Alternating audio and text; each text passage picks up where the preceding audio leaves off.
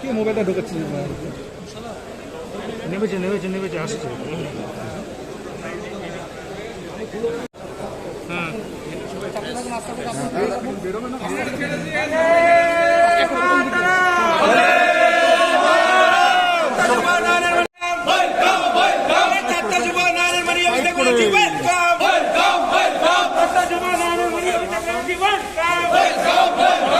ছাড়া করে আরে ছাড়ো ছাড়ো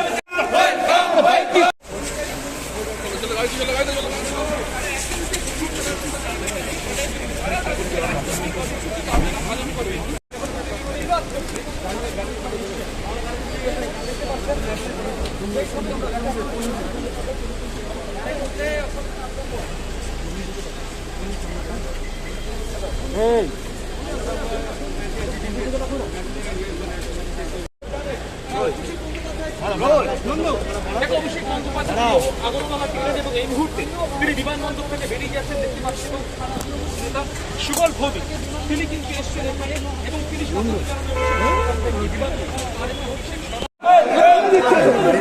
সম্পত্তি হিসেবে পরিণত করেছে। তাদের মুখ্যমন্ত্রী বিপ্লব দেব ভাবছে আসতে গেলে তার থেকে ভিসা নিয়ে ঢুকতে হবে এবং যারা বড় বড় ভাষণ দেয় গণতন্ত্র রাজ্যের কি অবস্থা এই রাজ্যে নিজের চোখে ত্রিপুরার মানুষ দেখছে। বিরোধীদের রাস্তায় নামার অধিকার নেই, কথা বলার অধিকার নেই, কোনো কর্মসূচি করার অধিকার নেই, এমনকি ত্রিপুরায় ঢুকলে পুলিশ দিয়ে অ্যারেস্ট করাচ্ছে, চোখ দেখিয়ে ধমকি দিয়ে রাজ্যে এরা ক্ষমতা দখল করে রাখতে চাইছে। কিন্তু আমি প্রথম দিন যখন ত্রিপুরায় এসেছিলাম আমি স্পষ্ট করে বলেছিলাম, আজও বলছি, 7 দিন হয়নি আমি আবার দ্বিতীয়বার ত্রিপুরায় এসেছি, তাদের যত ক্ষমতা আছে প্রয়োগ করুক, ত্রিপুরায় গণতন্ত্র প্রতিষ্ঠা হবে এবং বিজেপি যে মডেল সরকার এখানে শাসনের আইনের শাসন, এই বিজেপির মডেল হয়েছে। কি মডেল সরকার? গুজরাটের মডেল সরকার। আইনের শাসনের জায়গা শাসনের আইন, সমাজ বিরোধীদের মুক্তাঞ্চল, হুলিগানিজম পদে পদে, মানুষ আক্রান্ত, গণতন্ত্র বিপন্ন এবং যারা আজকে এদেরকে চ্যালেঞ্জ করছে তাদেরকে সরাসরি জেলে ঢুকিয়ে দেওয়া হচ্ছে। যাদের উপর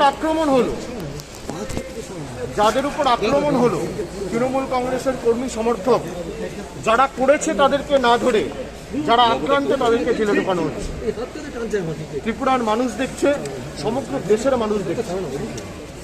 যারা কথায় কথায় দিল্লি মধ্যপ্রদেশ থেকে উড়ে গিয়ে বাংলা ত্রিপুরায় এসে বলে গণতন্ত্র বিপন্ন, আজকে গণতন্ত্রের কি অবস্থা ত্রিপুরার মানুষ উপলব্ধি করছে।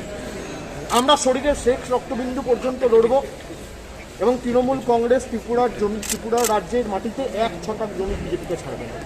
অভিষেক দা, আজকে আপনার কর্মসূচি কি? এখন আপনি কোথায় যাবেন?